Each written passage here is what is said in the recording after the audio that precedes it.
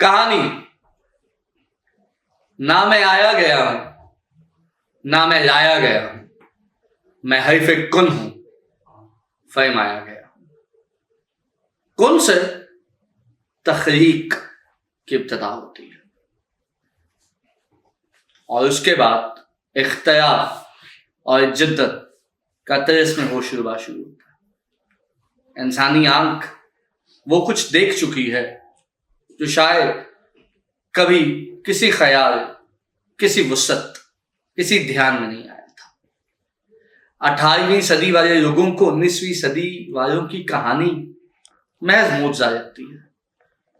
आखिरी दिहाई में पैदा होने वालों के लिए 21वीं सदी एक नई दुनिया है और हम जो 1990, 1999 में पैदा हुए, उन्होंने इस दुनिया के बारे में नहीं सोचा था, मगर तमन्ना की वुसअत की किसको खबर है।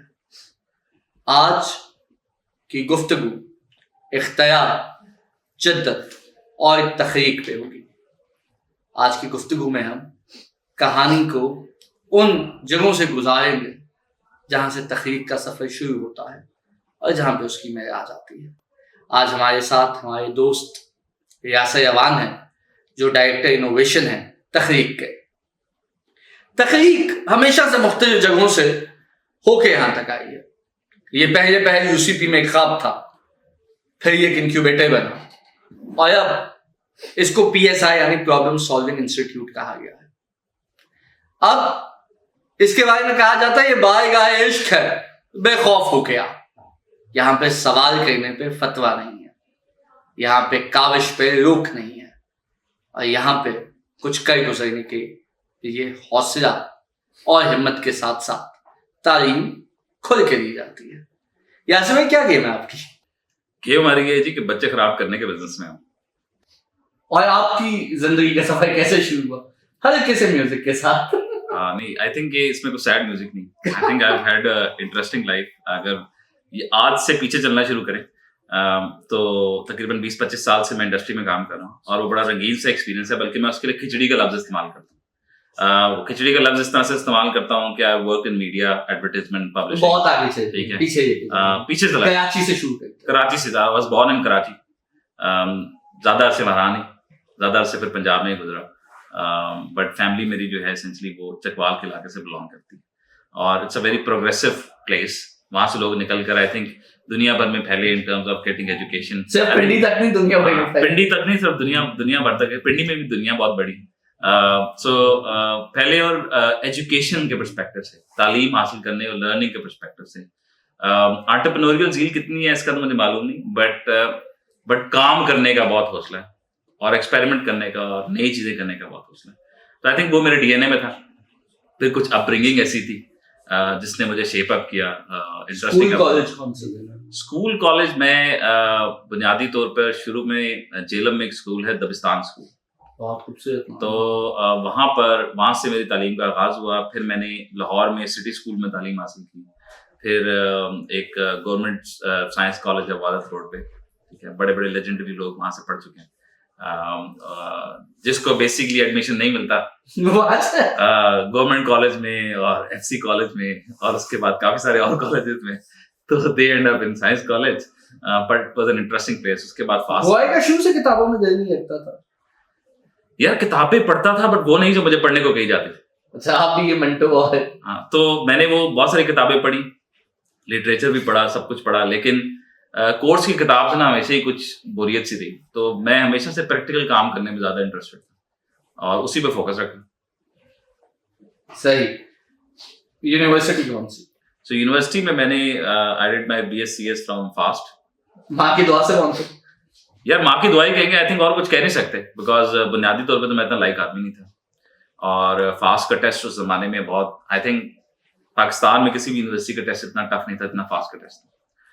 सो वो दिया और माशाल्लाह से जब पहला उसका एक सेक्शन था उसमें 40-45 सवाल थे। जब उसको अटेम्प्ट किया तो टोटल 6 सवाल अटेम्प्ट किए। पूरा घूम के आके देखा कितना काम किया तो सिर्फ 6 सवाल अटेम्प्ट किए। फिर उसके बाद जो समझ आया जवाब लिख दिया और फिर जब रिजल्ट आया तो मेरा वेटिंग लिस्ट में पहला नंबर था 201 200 लोग लेने थे, उन्होंने 201वां नंबर मेरा था। तो एक दोस्त है मेरा मोइन, उसको मैंने फोन किया क्योंकि उसका एडमिशन हो गया था। मैंने उससे पूछा भाई तू तो नहीं जा रहा? उसने कहा मैं नहीं जा रहा। मैंने फोन रखा, मैंने कहा वो आजा बदासी आई एम इन। तो आई थिंक माँ की दुआई होती है मेरे ख्याल से, और तो कोई फैक्टर मैं पॉइंट आउट नहीं कर सकता। एंड देन आपने इंडिया के एक्टर पे ही जॉब की या पहले एंटरप्रेन्योरियल वेंचर का? सो एंटरप्रेन्योरियल वेंचर तो मैंने बहुत यंग एज से शुरू कर दिया। आई थिंक डिग्री में आने से कुछ 4-5 साल पहले से ही मैं कुछ ना कुछ हाथ मारने की कोशिश कर रहा था, बट उस वक्त बहुत मुख्तलिफ दुनिया में, बहुत मुख्तलिफ इकोसिस्टम में थे। क्या हाथ मार? So I started a design studio in the 90s, जो primarily शुरू में print design से शुरू हुआ कि लोगों के लिए कुछ print design किया जाए। I got my computer I think 96-97 के अंदर, तो I did that। फिर मेरे हाथ एक किताब लगी HTML की, तो मैंने उस जमाने में था कि everybody will have a website, तो I started designing websites and I started working for customers। थोड़ा बहुत पहले कस्टमर कैसे मिला? यार आई थिंक मेरी जिंदगी में एक चीज, वो कम्युनिटीज का, मैं खुद भी कम्युनिटी बिल्डर और कम्युनिटीज का बहुत रोल भी रहा है मेरी जिंदगी में। सो आई थिंक वो कम्युनिटीज में, डिफरेंट कम्युनिटीज में कहीं जहाँ भी कोई उल्टा सीधा काम हो रहा था वहाँ घुस जाना और जानने की कोशिश करना और लोग क्या कर रहे हैं, तो इसी तरह से लोग मिलते गए। बट वो कस्टमर के लिए जब काम कर रहे होते तो पैसे तो रिसीव, आप you are a young kid sitting in Lahore, तो आप पैसे कैसे लेंगे अगर आप नीदरलैंड्स में कोई कस्टमर ले लिए? सो उसको फिर अपनी शरारतें करने के लिए उस जमाने में बैंडविड्थ और सर्वर बड़े महंगे थे, तो कस्टमर से कहना कि भाई तुम मुझे इस अकाउंट में एक सर्वर ले दो या कुछ बैंडविड्थ ले दो ताकि मैं उस पर कोई अपना एक्सपेरिमेंट रन कर सकूं। So that's how I used to transactional काम किया, बार्टर किया, बिकॉज लाहौर में बैठे हुए एक स्कूल का बच्चा उस जमाने में जो है वो कैसे ट्रांजेक्शन्स करता। बट जब तो एक से दूसरी चीज निकलती गई, तो जब मैं पढ़ रहा था उस वक्त बहुत सारी चीजों पे काम कर रहा था, बट निकलते ही पढ़ाई के बाद मैंने जॉब की, आई डिड एंटरप्राइज में काम किया तकरीबन 2.5-3 साल सिस्टम्स लिमिटेड के अंदर। सो वो एक interesting experience, I think one of the best experience, working experience of my life. और उसके बाद I know about the worst experience, but ये बेस्ट था। वर्स्ट हम ऑफ द रिकॉर्ड ही रखें। बट क्या सीखा आपने सिस्टम से? यार सिस्टम्स में एक टीम थी, लिज क्लैबॉन। लिज क्लैबॉन एक बहुत बड़ी अपैरल जाइंट थी उस वक्त अमेरिका के अंदर, और उसका एक ERP था जो सिस्टम्स के अंदर जिस पे काम हो रहा था, और 130 लोगों की टीम थी। उस जमाने में जब 130 लोगों के सॉफ्टवेयर हाउस नहीं होते थे, वो एक टीम 130 लोगों की थी। और मजे की बात ये थी कि जो मैं फास्ट से पढ़ा हूँ, तो फास्ट का सिर्फ आई थिंक एक बंदा था उन 130 लोगों में। तो जनरली फास्ट के लोग जो है ऐसी इन्वायरमेंट पे जाते थे जहां सब फास्टियन है, सब बड़े भाई हैं, ये बड़े भाई हैं, ये उनके बड़े भाई हैं, ऊपर तक CEO तक, या एटलीस्ट आपसे 4-5 लेवल फैमिली बिजनेस था। सो वो एक भाईचारा सा होता था, एक और तरह की एनवायरनमेंट थी। जब मैं यहाँ आया तो मैंने देखा कि यहाँ तो फास्टियन है नहीं, जनरली फास्टियंस डोंट स्टिक अराउंड। तो मुझे लगा ये मेरी लर्निंग के लिए अच्छी एनवायरनमेंट होगी, बिकॉज यहाँ पर कोई मुझे अपनी जगह बनानी पड़ेगी। आई थिंक वो एक मुझे वो इंट्रीग किया। I like challenges, I love solving problems. So वो मुझे एक अच्छी प्रॉब्लम लगी कि अच्छा अगर यहाँ मैं अपनी जगह बना लूँ तो मेरे ख्याल से दुनिया की किसी टीम में भी अपनी जगह बना सकता हूँ। एंड देन उसमें फ्रॉम टेक्नोलॉजी पर्सपेक्टिव से, कोड मैनेजमेंट पर्सपेक्टिव से, प्रोसेसेस पर्सपेक्टिव से बहुत कुछ सीखा। आई थिंक उस टीम में जो मैनेजर्स थे, I have never had better managers in my life. बहुत थोड़े अरसे के लिए I have had managers in my life, क्योंकि मैंने काम ज्यादा जॉब्स में नहीं किया और अपनी कंपनी चलाई। पहली कंपनी आपने ग्रेजुएट होने के बाद कौन सी बनाई?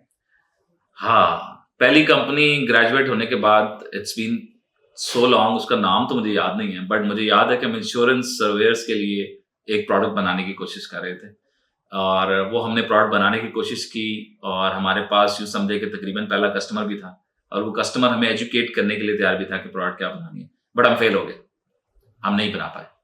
और सीखा ये कि अगर आप पार्ट टाइम कुछ करने की कोशिश करते हैं तो वो नहीं चलता। तो वो जो कहते हैं ना मेरा स्टार्टअप ऑटो पे है, वो ऑटो पे नहीं होता। स्टार्टअप ऑटो पे नहीं होता, कोई स्टार्टअप ऑटो पे नहीं होता, कोई बिजनेस, कोई काम ऑटो पे नहीं होता।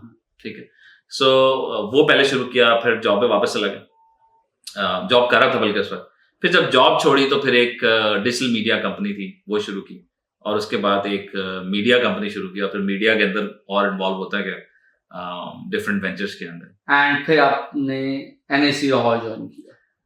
हाँ, फास्ट फॉरवर्ड बिल्कुल ऐसे ही हुआ कि लम सेंटर फॉर एंटरप्रेन्योरशिप जब NIC लाहौर में जो इग्नाइट की ग्रांट थी उसमें कन्वर्ट हुआ, तो I was one of the founding members there, जो मैंने ज्वाइन किया। फिर I ended up working with the team को एस्टैब्लिश किया, प्रोसेसेस को एस्टैब्लिश किया, सस्टेनेबिलिटी को एस्टैब्लिश किया, स्टार्टअप्स के साथ बहुत काम किया, और तकरीबन 2-2.25 साल वो काम किया। एंड देन Emirates में आप आ गए? बिल्कुल. Then I joined Mindstorm Studios, और Babar and I and RF we cofounded M Labs, जो एक इनिशिएटिव था कि अपलिफ्ट किया जाए इकोसिस्टम को गेमिंग के.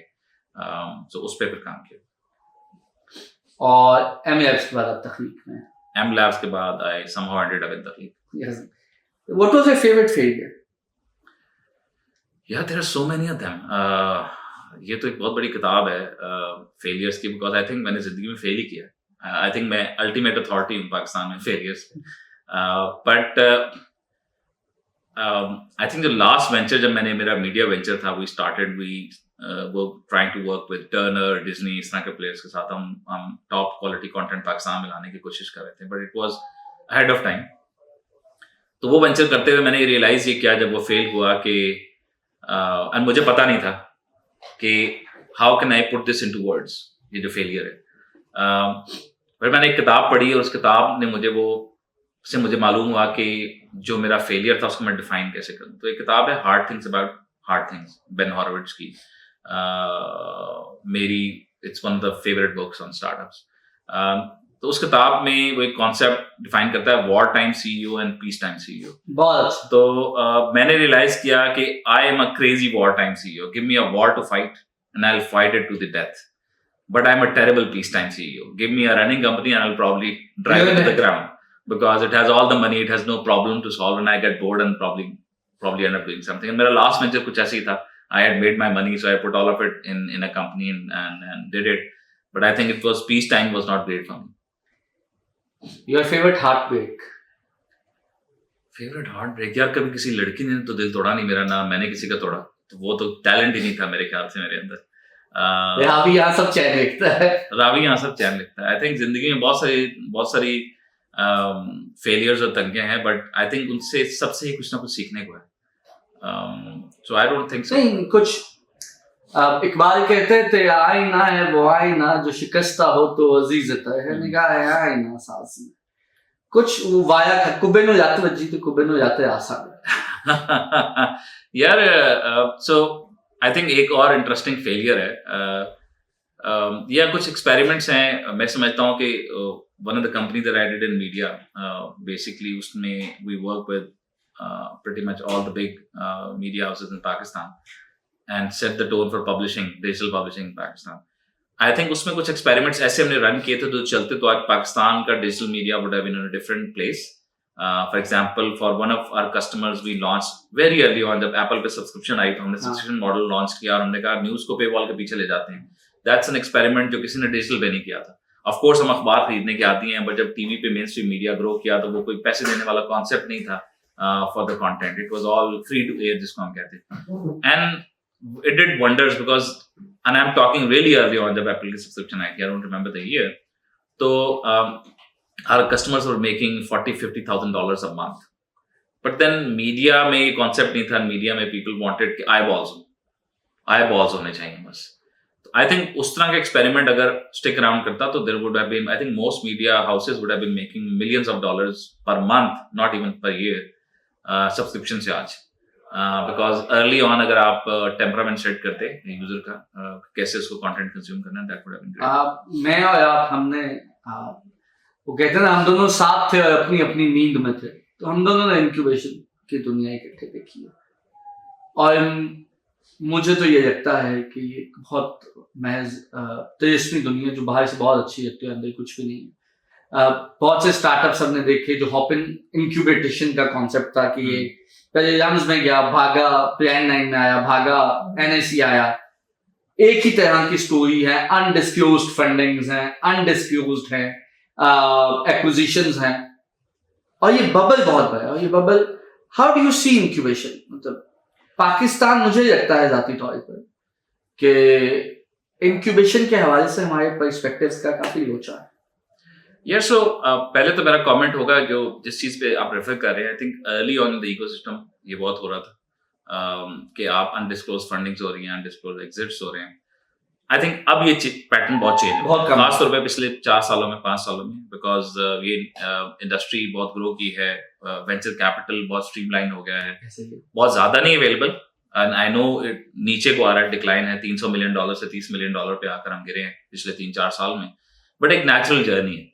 सो ये जो आप रेफर कर रहे हैं ये शुरू में इकोसिस्टम में बहुत होता है एंड आई थिंक कुछ गलतियां हमने की उस इकोसिस्टम के अंदर very briefly because there is no point talking about because I think वो बहुत सारी मिस्टेक्स हम करेक्ट कर चुके हैं कुछ लेकिन बाकी हैं जो इंपॉर्टेंट है जिसपे मैं बिल्ड करना चाहूंगा आई थिंक स्टाइपेंड जिन पे हम तखलीक की बुनियाद है जिस पे हम तखलीक की बुनियाद रख रहे हैं सो या हम जिसको कहते हैं ना रीबर्थ या reawakening so I think stipend नहीं होना चाहिए entrepreneurship में that gives you a comfort zone that attracts wrong kind of people आप उसको एक जॉब की तरह ही देखते हैं आपको रिस्क नहीं ले रहे एंटरप्रेन्योर का बुनियादी काम है रिस्क लेना एक मिशन के लिए जो वो करना चाहते हैं सो स्टाइपेंड वो रिस्क रिमूव कर देता है उसको कंफर्टेबल कर देता है तो स्टाइपेंड नहीं होना चाहिए था I think we have become a lot about curriculum कि करिकुलम क्या होगा we are thinking of it as an academic thing I think उससे निकलने की जरूरत है entrepreneurship is very real start curriculum one fits all का मॉडल कहीं भी नहीं होता ये रोज की नई कहानी है ये रोज की every day is a new tone I think एक चीज जो मैंने लेसन सीखा है of all the experience micro entrepreneurship में काम करके इंक्यूबेशन में काम करके वो ये कि hand holding at the end of the day matter करती है जो 1-to-1 पर्सनलाइज्ड हैंड होल्डिंग है ना और वो भी सिर्फ एक्सटर्नल मेंटर्स से नहीं शुरू होती वो इंटरनली इंक्यूबेटर से शुरू होती है एक इंक्यूबेटर पहले कैसे टोन सेट करता है बिकॉज किसी मेंटोर के आगे भी आप किसी को जो है वो बिठाने से पहले कुछ उसको किसी लेवल पे लाना चाहेंगे तो आई think it's a lot about an incubators का स्केल बड़ा नहीं होता आमतौर पे यू हैव 10 स्टार्टअप्स होंगे 20 होंगे चलो 25 हो जाएंगे so I think 1-on-1 hand holding बहुत ज्यादा इंपॉर्टेंट है वो हैंड होल्डिंग सिर्फ केपीआई मेजर करने के पर्सपेक्टिव नहीं वो ट्रू प्रॉब्लम सॉल्विंग के पर्सपेक्टिव से है तखलीक की बुनियाद क्या है सो तख्लीक की बुनियाद जो है जनाब बड़ी सिंपल सी है हम एक स्किल सेट आई थिंक जो कॉमन है आप नौकरी करें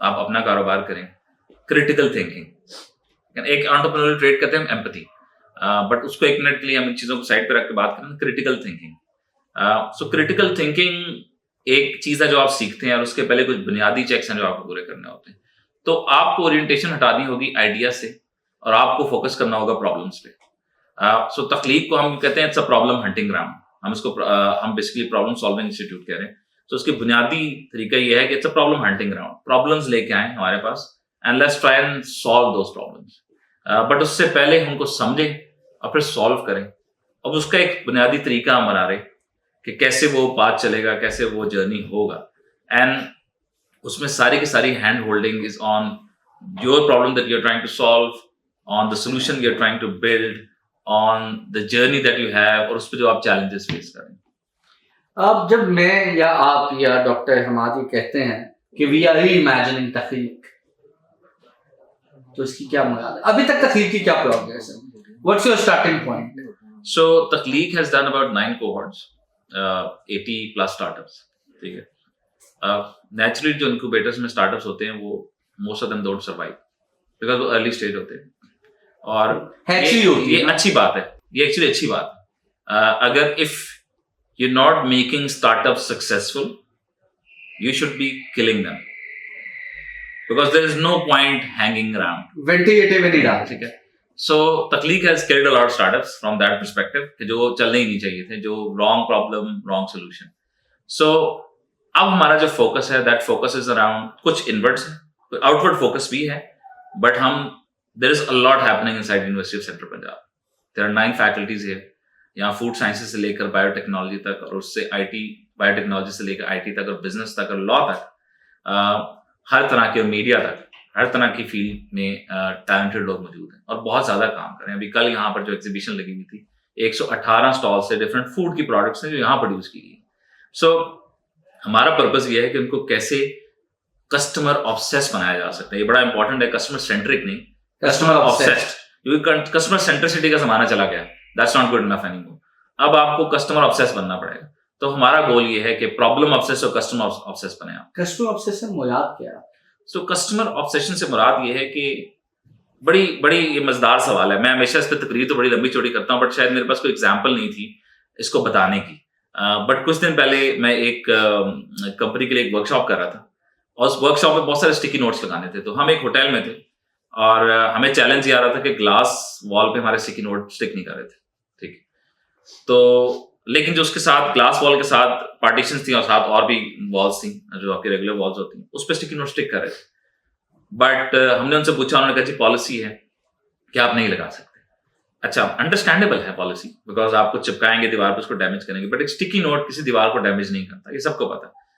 but they were not willing to budge on that stance. So मैंने उसमें ऑडियंस को कहा कि this is a classic example of a revenue centric business, because लोग मुझसे पूछते हैं कि रेवेन्यू भी तो कस्टमर से ही आना है।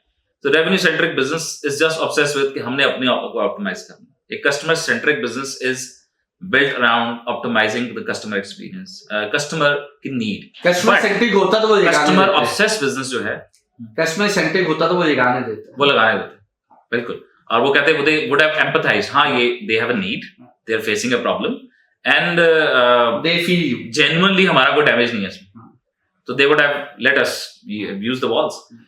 So revenue centric business एक ऐसा होता है। customer centric business is basically जो कस्टमर की नीड को समझ रहा होता है, ठीक है। और कस्टमर ऑब्सेस्ड बिजनेस जो होता है वो सिर्फ नीड को नहीं, वो कस्टमर के एक्सपीरियंस को अच्छा करने में ऑब्सेस्ड होता है, कि सिर्फ हम इसको प्रोडक्ट नहीं दे रहे, उस प्रोडक्ट से रिलेटेड और उस प्रोडक्ट को एक्वायर करने से रिलेटेड या बाय करने से रिलेटेड और उसके बाद कस्टमर का क्या जर्नी है। तकलीक एक नीड है या एक एक्सपीरियंस है? नीड है यार, एक्सपीरियंस है। सो तख्लीक जो है वो एक नीड और यार है, मैं तो पहले ही कहूंगा। क्योंकि आप देखें बहुत सारे लोग मुझसे सवाल करते हैं भी अच्छा इनक्यूबेटर्स में से कितने स्टार्टअप्स हैं। This is for all incubators जिन्होंने पैसे रेज किए, कम है क्योंकि अभी हमारे यहाँ कैपिटल बहुत कम अवेलेबल है। तो generally founders with different more backgrounds, more exposure get the biggest share of that money. और इनक्यूबेटर्स के बाद पास यंग लोग आते हैं जो इनएक्सपीरियंस होते हैं आमतौर पे। This is true for all incubators, ठीक है। सो आई थिंक इनक्यूबेटर्स की बहुत जरूरत है and Takhleeq is no different, it's the need of the hour. और देखें पाकिस्तान को मिलियंस ऑफ जॉब्स हैं यहाँ साल, और पब्लिक प्राइवेट सेक्टर में वो जॉब्स एग्जिस्ट नहीं करती, क्रिएट ही नहीं कर सकते हम। We can't create enough jobs. So हमें बहुत सारी मल्टी प्रॉन्ग स्ट्रैटेजी बनानी है। हमें जहाँ यूनिकॉर्न्स बनाना सोचना है, वहां small and medium scale enterprise को भी ग्रोथ देनी, वायबल बिजनेसेस को ग्रोथ देनी। एंड जो इतना यंग टैलेंट आ रहा है यहाँ पर, they will not and up with jobs, most of them. ये होगा, this is true for Pakistan में लाखों ग्रेजुएट्स निकलते हैं, कितने नौकरियों पे जाते हैं और कितने फाइलें पकड़ के ढूंढते रहते हैं नौकरी। आपका तख्लीक का जिसको हम कहते हैं ना गेम क्या है, तो how do you see it? मतलब 3 months down the lane, 6 months down the lane, सो तकलीफ है, जैसे हमने कहा ना हमारी गेम है बच्चे खराब करने की। हम बच्चे खराब होना चाहते हैं। I think given the opportunity, अगर आप उनको एवेन्यू दें। मसला हमारे यहाँ हम अवेयरनेस पे बहुत फोकस करते हैं, जो कि ठीक है, अच्छी बात है। एवेन्यूज नहीं बनाते। जब एवेन्यूज नहीं है, आपने अवेयरनेस कर दी तो लोग कहाँ जाएंगे? उससे मजीद मायूसी होती है कि अच्छा यार अब एक इंसान था जिसको पता नहीं था, अब आपने उसको बता दिया कि उसे समझ नहीं आ रहा, और अब वो कहाँ जाए एक मालूम नहीं। तो अब तकलीक में हम मल्टी प्रॉन्ग स्ट्रैटेजी पे काम करें। एक तो हमारा काम है कि नेचुरली जो लोग कुछ बना रहे हैं उनको कस्टमर के पास आया जाए, जैसे मैंने कहा, और उसको सक्सेसफुल बनाया जाए। बट हम माइंडसेट चेंज पे भी बहुत ज्यादा काम करें। तो we are doing problem discovery workshops, we are building capacity, we are enabling behavioural change communication. Behavioural change पे हम बहुत ज्यादा काम कर रहे हैं। और उसकी वजह ये है कि 4 साल जो यूनिवर्सिटी के होते हैं, I keep saying this, I have been saying this for years now, वो एक बहुत बड़ी अपॉर्चुनिटी है। इसमें आपकी ऊपर बहुत कम ऑब्लिगेशंस हैं। आप एक आइडियल एनवायरनमेंट में हैं, एक परफेक्ट मशीन के अंदर है एकेडमिया में, जिसमें आपने काम किया, मेहनत की, आपको उसका रिवॉर्ड मिल गया, नंबर्स मिल गए, ठीक है। आप उसको कॉम्प्लीमेंट करें एक्सपोजर से, और अगर आप उसको एक्सपोजर से कॉम्प्लीमेंट करेंगे तो यू विल अचीव जो भी आप करना चाहते हैं। तो आई थिंक उस अपॉर्चुनिटी को जाया कर रहे हैं अभी हम, कि एक्सपोजर उसमें मिनिमल है। एजुकेशन तो बहुत है, बट एक्सपोजर नहीं। And I think Takhleeq, I believe, जो चेंज करना चाहता है वो ये है कि to bring that exposure on the ground. You plan to disrupt Takhleeq? I'm a disruptor, I'm a non-conformist by nature. I think मुझे देख के ही लगता है कि मैं non-conformist हूँ, rebel हूँ, and that's ऐसी जिंदगी मैंने सारी जिंदगी ऐसी गुजारी है। I've always rebelled. तो वो मेरी नेचर में है, and I think तख्लीक की नेचर में भी वो non-conformity में आएगा। शर्त आप जीते के हाल? कौन सी शर्त? ₹1,00,000 वाली। हाँ नहीं, शर्त ली नहीं किसी ने। अच्छा, बट उससे ज्यादा इंटरेस्टिंग बात यह है कि जो मैं एक एक्सपीरियंस शेयर करूंगा, अगेन ये बिल्कुल fresh out of the oven experience है। कल यहाँ पर फूड साइंसेज एंड वो शर्ट का अभी पर्सपेक्टिव दे दे, वो कॉन्टेक्स्ट मिल जाए। वो शर्त ये थी कि आई मेट दिस, एक स्टॉल लगा हुआ था, यहाँ पर कुछ वैल्यूएशन हो रही थी कुछ प्रोजेक्ट्स की, और उसमें एक प्रोजेक्ट था। मेरी रूटीन होती है कि मैं हर प्रोजेक्ट से पूछता, अच्छा तुमने क्या रिसर्च की, नीड क्या देखी तुमने, और फिर उस नीड को जाना कैसे। अब बात सोल्यूशन तो बाद में आती है ना। कुछ वर्कशॉप्स हम कराते हैं इसमें सोल्यूशन का वर्ड बैंड है, कानों को हाथ लगा के माफी मांगनी पड़ती है अगर आप इस्तेमाल करें सोल्यूशन का लफ्ज, बिकॉज प्रॉब्लम समझना पहले बड़ा जरूरी है।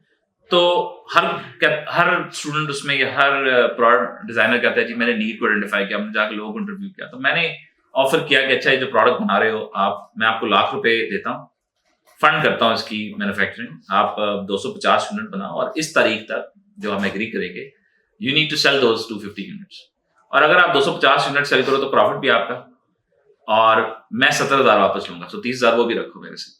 बट अगर आप नहीं सेल कर पाओगे तो ₹2,00,000 वापस करोगे मुझे। अब this is an ultimate test. अगर आपने वो काम किया है इस तरह से, अगर आपने वो रिसर्च किया, आपको कॉन्फिडेंस है, किसी भी रियल फाउंडर का ना अपनी प्रोडक्ट पे कॉन्फिडेंस होता है, और आमतौर पे पहला जवाब होता है कि फाइनेंस नहीं है। तो this is a thought experiment that I did कि अच्छा ओके, ये here is the finance, here is the money, are you willing to take that risk. जैसे हमने शुरू में बात की थी, एंटरप्रेन्योर रिस्क लेता है। आप उसको कहते हैं ना कि तालाब कितना गहरा है, तो वो कुछ सोचता नहीं, वो छलांग लगा के तय तक जाके हाथ लगा के देखता है कितना गहरा है। सो वो अप्रोच बड़ी चाहिए। So you need to filter out the people and understand कि उनमें से कौन एंटरप्रेन्योर्स हैं कौन नहीं है। बट जो अच्छा एक्सपीरियंस मैं कहूंगा वो ये था कि फूड साइंसेज डिपार्टमेंट ने कल यहाँ पर एक बहुत बड़ी एग्जीबिशन लगाई थी, 118 आइडियाज थे, प्रोडक्ट्स थी, और हमने उन बच्चों से बात की और हमने उन्हें कहा कि मार्क्स के लिए तो आपको वो जो इंडस्ट्री से आएंगे लोग इवेलुएट करेंगे, बट अगर आप स्टॉल लगा रहे हैं तो you should be selling, and everybody almost everybody sold out. वाह। और हमने उस पर भी एक अलग से प्राइस रखा हुआ था कि एक वैसे तो एप्रिसिएशन है, बट जो सबसे ज्यादा बेचेगा, जिसने सबसे ज्यादा बेचा, उन्होंने तकरीबन 3-4 घंटे में 25,000 से ज्यादा की सेल की, which is amazing, and they won 20,000 rupees on top of it, so double हो गई उनकी प्रॉफिटेबिलिटी। आपको क्या लगता है जो हमारी यहाँ पे टीचिंग मेथोडोलॉजी है, you have been working on cross pollination, we have been working on commercialisation, क्या potential? Do you think any of the degrees that we are offering is conventional and would die eventually? देखिए, everything dies eventually, or it evolves. ये nature का असूल है। Evolution इसलिए exist करती है, nature diversity produce करती है, वो diversity is only to serve the evolution, कि क्या survive. Nature runs experiments continuously, कि आप डाइवर्सिटी प्रोड्यूस करते हैं, उसमें से कुछ सर्वाइव नहीं करता और कुछ सर्वाइव करता है। ये असूल है नेचर का। तो या तो आप डिसरप्ट करते हैं या आप डिसरप्ट हो जाते हैं, ठीक है। There is no third kind that exists, there is no straight curve, straight line. अगर हम ग्रोथ में बात करें ना, आमतौर पे देखते हैं हाँ भी हम सस्टेन कर रहे हैं ग्रोथ को अपनी, हम वहीं पर खड़े हैं, तो असल में वो लाइन स्ट्रेट नहीं होती, वो नीचे को जा रही है क्योंकि आप ऊपर नहीं जा रहे। सो आई थिंक इंपॉर्टेंट चीज ये है कि there is a lot of disruption needed in education. सबसे पहले starting with teachers. A teacher needs to, मेरे एक दोस्त हैं जवाद फरीद, बड़ी अच्छी बात करते हैं कि teacher needs to enter into the classroom with a mindset of being the best student. I think आजकल की जो जेन जी, हम बहुत रिजेंटफुल व्यू है हमारा जेन जी के बारे में, जो कि मैं समझता हूँ गलत है। जेन जी के लिए, जेन जी जो है ना, आपको रिस्पेक्ट तब देती है जब आप सिर्फ डिमांड नहीं कर रहे, आप अर्न करते हैं।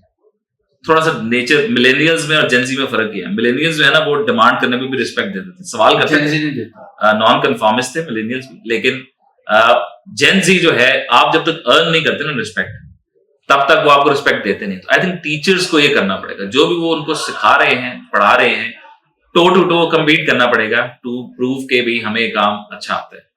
हमें चीजों को प्रैक्टिकल और इंटरेस्टिंग बनाना पड़ेगा। आपने क्रॉस पॉलिनेशन की बात की।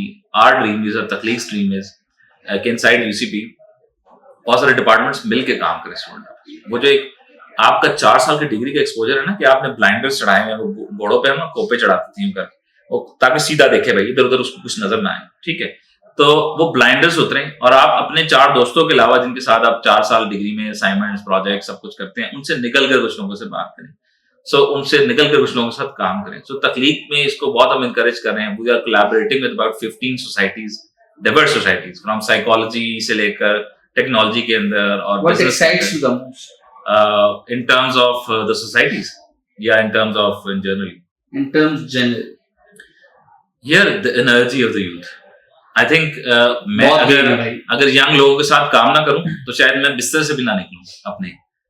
So I thrive on that energy and the immense amount of that energy is available. मैं हमेशा ये बात करता हूं, बल्कि आजकल के दौर में एनर्जी बड़ी इंपॉर्टेंट हो गई है कि हम इसको हार्नेस करें. उसकी वजह ये है कि जिस एआई के दौर में हम रह रहे हैं ना, अब ये आपका मेरा experience it's not matter, because अगर हम कहते हैं ना कि इंटरनेट ने has put knowledge in the palm of your hands, तो मैं समझता हूँ आज हम उसको रीवैल्युएट कर रहे हैं. शायद वो स्टेटमेंट थोड़ी सी गलत थी, थोड़ी सी ओवर एंथुसियास्टिक थी. इंटरनेट ने आपको एक्सेस तो दिया, but AI has truly put knowledge in your palm, कि आपको वो उस trillions and trillions of data point से गुजरने की जरूरत नहीं. You can just ask a question and get an answer. You can learn fairly quickly, you can build things fairly quickly. So मुझे लगता है कि जो एक्सपीरियंस का एडवांटेज था ना, अब खत्म हो गया. अब यूथफुल एनर्जी मैटर करती है. आप कितना तेज भाग सकते हैं, कितनी तेज से काम कर सकते हैं. And I think it's a level playing field now, and that's the opportunity. Lot of people will say कि शायद हम they are graduating into a crazy world जिसमें पता नहीं क्या होने जा रहा है. मुझे लगता है कि ये अपॉर्चुनिटी वाला वर्ड है. The fun is about to begin. Fun has begun. आप देखो ना कल क्या हुआ, डीप सीक वाला, कि चाइना हैज प्रोड्यूस $6 मिलियन के अंदर 1/100 ऑफ द कॉस्ट, और अभी पिछले हफ्ते $500 से $600 बिलियन की अमेरिका में एआई इंफ्रास्ट्रक्चर में इन्वेस्टमेंट अनाउंस हुई. सो जो डिसरप्टर्स आर बीइंग डिसरप्टेड. अब पहले ये चीजें over the span of years और डेकेड्स होती थी, एक दिन में. अब ये दिनों में और हफ्तों में हो रही है. So I would say the fun has begun. मतलब this is an exciting time. और अगर आप इस पार्टी में आप साइड पे बैठे हैं तो फिर ये डिजिटल डिवाइड होता था. जो बात एक 5 साल 10 साल पहले कन्वर्सेशन शुरू हुई थी कि हैव्स और हैव्स नॉट्स की ना डिजिटल डिवाइड इज इंक्रीजिंग. अगर डिजिटल एक्सेस नहीं मिलेगा ना, तो पहले आप पीछे थे अगर किताब नहीं थी आपके पास, अब इंटरनेट नहीं था तो आप बहुत पीछे रह जाएंगे. बट इमेजिन नाउ कि वो डिजिटल डिवाइड कैसे. तो अगर आप एज एन ऑब्जर्वर साइड पे बैठे हैं ना, तो आप लाइट ईयर्स पीछे रह जाएंगे हफ्तों के अंदर. So we need to get involved. We need to jump in, and we need to encourage more people to jump in and do things and try things. Perfect. Final note for Tahliq. What should we be looking at? What is coming our way? So we are starting our formal cohort as well, although हमने रोका हुआ था. But we are doing all sorts of interesting things. We are revamping the final year product program. That's one initiative that I am really excited about. Because 20 साल पहले भी ऐसी FYP होता था, आज भी ऐसी होता है. 20 साल पहले भी इंडस्ट्री ऐसे काम नहीं करती थी, और आज तो खास तौर पे नहीं करती. We just came off a discussion where we were talking about doing interesting things in FYPK perspective. Say we are also starting Tahliq Innovation Fund, which is a very early stage pre-seed fund where we are going to push people towards validation and then raise and invest a little bit more money in them as pre-seed to go there and basically get some early traction. And we are already aligning with the seed and growth funds available in the country, different opportunities कि कैसे हम एक pipeline build कर सकते हैं. So that's also very interesting. Options available. So there are some interesting things that we are doing. I think the Tahliq Innovation Fund is on top of that list. We're on the rewiring or behavioral change. We are doing a lot of out of thin air game jams. जिसमें you come in and build games. You have to deliver a playable game in 2 days without using technology, art or programming. So we are going to do a lot more of those, and I think उस तरह के और बहुत सारे initiatives भी आगे हम बनाएंगे. But I think the message here is we are collaborating left, right, and center, and we are planning to move really, really fast. The showstopper quote by Yasser Arafat, The Magic. One quote that you love. यार मुझे मैं समझता हूँ कि the biggest act in life is to show up. And if you show up, you've done half of the work already. And most people we see around ourselves don't show up. So if you do that, things will happen for you. And I think that's one thing that I've learned. अगर आप समझें कि मेरा आज तक का जो experience है उसको निचोड़ के आया, तो I think showing up is the biggest thing that you should focus on. अपने आप को गाली देके घूर रहा हूं ताले को, अलमारी में भूल गया हूं फिर चाबी अलमारी की. मसले उसी नौयत के रहते हैं, हल बदल जाते हैं. और जब अंधेरा बहुत ज्यादा होता है तो यार दोस्त अपने दिए में जाके अपना सूरज बना ही लेते हैं. All that we need to do is show up, and that's the magic. Thank you so much for being with us. We'll see you very soon with more disruptors, with more stories. क्योंकि बात तो कहनी है.